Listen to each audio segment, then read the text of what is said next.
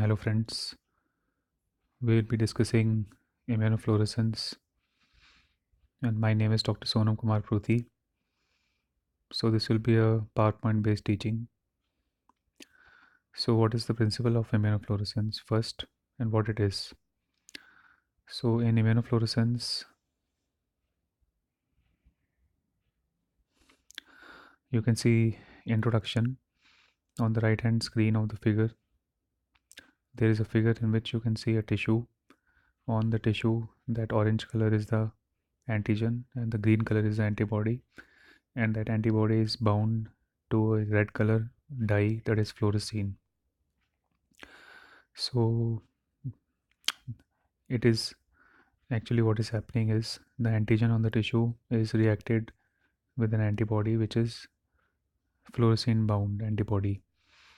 So antigen present in the tissue biopsy is detected by fluorochrome labeled antibody, and that is shown in the right side figure. The fluorochrome, this fluorescein is the fluorochrome, is conjugated to the antibody, and now this is going to absorb UV light, and that light will be of a particular wavelength. Now after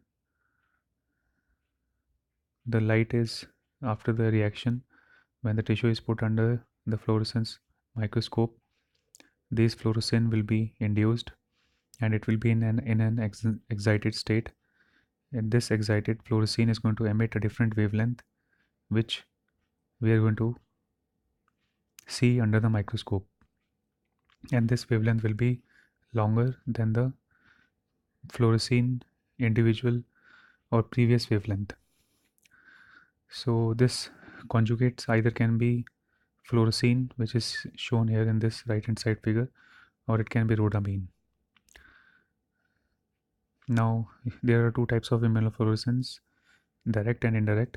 In the direct one, what happens is the antigen present in the tissue is bound to the antibody, and that antibody is labeled with the fluorochrome.